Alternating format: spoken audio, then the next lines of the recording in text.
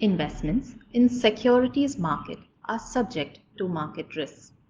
Read all the related documents carefully before investing. Every investor wants to participate in the winning asset class, but winners are only announced when the race is done and dusted. The real challenge today when it comes to investing is to participate and bet early on the winners before the results are out. So, how do we make this happen? There is one winning strategy, which is to have an asset allocation, because multi-asset investing is a winning strategy across cycles. And if you'd like to know more about how this works, join us on Saturday for our webinar where Harshal and I decode the secrets of multi-asset investing.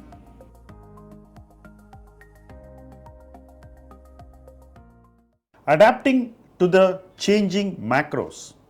Many people think that last year buying in April was some kind of a magic formula to success. Most people seem to have missed it early, but everybody seems to have latched on later. March closed on a low, so people got opportunities in April to buy, and as luck would have it, everything favored those who bought. For example, you had softening inflation, you had decent demand, interest rates stopped going up, and we had hope that it would come down.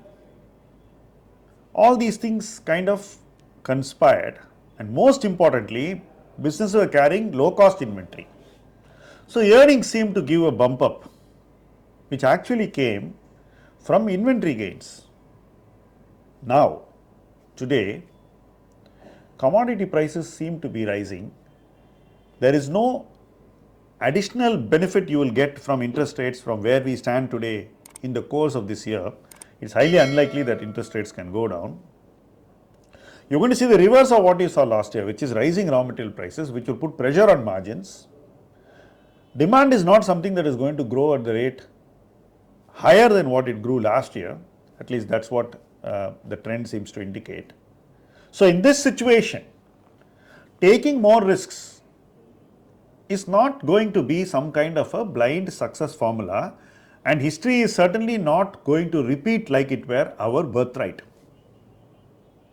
So people who are thinking that the same strategy which worked last year will work this year in equities seem to be smoking something, and we must check what they are smoking. I think that this kind of extension of misplaced logic is not healthy, and it is wrong even if you do it as somebody who is selling a product, because eventually you will have to be answerable to your clients. Somebody is going to come and ask you that, didn't you have the common sense to see this? Because later they will read up on all this, because there will always be some analysis which educates people as to what changed between last financial year and this financial year. Agri-inflation may moderate, but that will also come with a lag, which means that those businesses which derive from agriculture, that is, they buy agri produce and create products, brand and do value add, are also going to be under stress. So with the macros not in favor, I think that we are oversimplifying things when we think that what happened last year is going to repeat this year, because the macros are exactly the opposite of what it looked last year.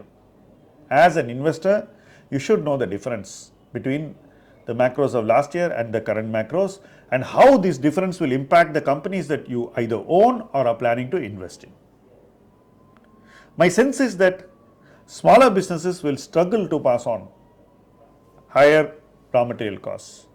Larger businesses with strong brand franchises probably will manage to barely pass on.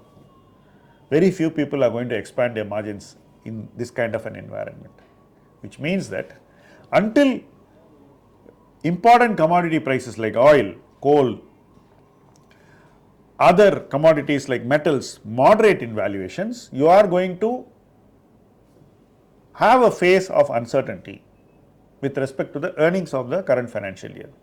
And during this uncertainty driven phase, you should not conclude.